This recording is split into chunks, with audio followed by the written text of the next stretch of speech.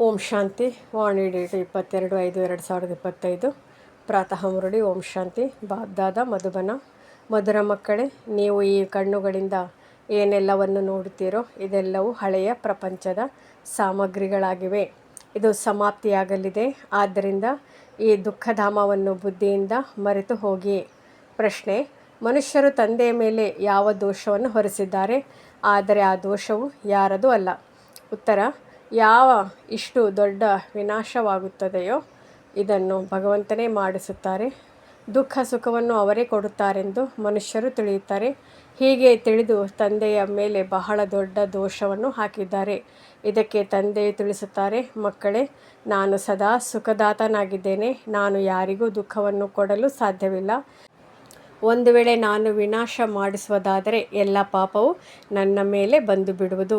ವಿನಾಶವು ನಾಟಕದ ಅನುಸಾರ ಆಗುತ್ತದೆ, ನಾನು ಮಾಡಿಸುವುದಿಲ್ಲ. ಗೀತೆ. ರಾತ್ರಿಯ ಪ್ರಯಾಣಿಕನೇ, ಸುಸ್ತಾಗಬೇಡ.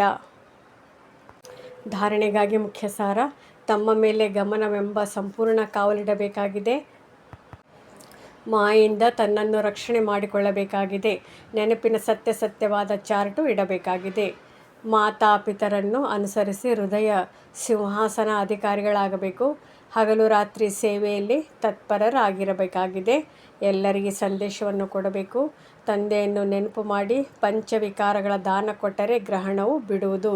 ವರದಾನ: ಸೆನ್ಸ್ ಮತ್ತು ಎಸೆನ್ಸ್ನ ಬ್ಯಾಲೆನ್ಸ್ ಮೂಲಕ ತನ್ನ ತನುವನ್ನು ಸ್ವಾಹ ಮಾಡುವಂತಹ ವಿಶ್ವ ಪರಿವರ್ತಕ ಭವ. ಸೆನ್ಸ್ ಅರ್ಥಾತ್ ಜ್ಞಾನದ ಪಾಯಿಂಟ್ಸ್, ತಿಳುವಳಿಕೆ, ಮತ್ತು ಎಸೆನ್ಸ್ ಅರ್ಥಾತ್ ಸರ್ವಶಕ್ತಿ ಸ್ವರೂಪ ಮತ್ತು ಸಮರ್ಥ ಸ್ವರೂಪ. ಈ ಎರಡರ ಬ್ಯಾಲೆನ್ಸ್ ಇದ್ದಾಗ ತನ ಮತ್ತು ಹಳೆಯ ತನು ಸ್ವಾಹ ಆಗಿಬಿಡುತ್ತದೆ. ಪ್ರತಿ ಸೆಕೆಂಡು, ಪ್ರತಿ ಸಂಕಲ್ಪ, ಪ್ರತಿ ಮಾತು ಮತ್ತು ಪ್ರತಿ ಕರ್ಮ ವಿಶ್ವ ಪರಿವರ್ತನೆಯ ಸೇವೆಯ ಪ್ರತಿ ಸ್ವಾಹ ಆಗುವುದರಿಂದ ವಿಶ್ವ ಪರಿವರ್ತಕ ಸ್ವತಃವಾಗಿ ಆಗಿಬಿಡುವಿರಿ. ಯಾರು ತಮ್ಮ ದೇಹದ ಸ್ಥಿತಿ ಸಹಿತ ಸ್ವಾಹ ಆಗುತ್ತಾರೆ ಅವರ ಶ್ರೇಷ್ಠ ವೈಬ್ರೇಷನ್ ಮೂಲಕ ವಾಯುಮಂಡಲದ ಪರಿವರ್ತನೆ ಸಹಜವಾಗಿ ಆಗುತ್ತದೆ. ಸ್ಲೋಗನ್: ಪ್ರಾಪ್ತಿಗಳನ್ನು ನೆನಪು ಮಾಡಿಕೊಂಡಾಗ ದುಃಖ ಹಾಗೂ ಚಿಂತೆಯ ಮಾತುಗಳು ಮರೆತು ಹೋಗುವುದು.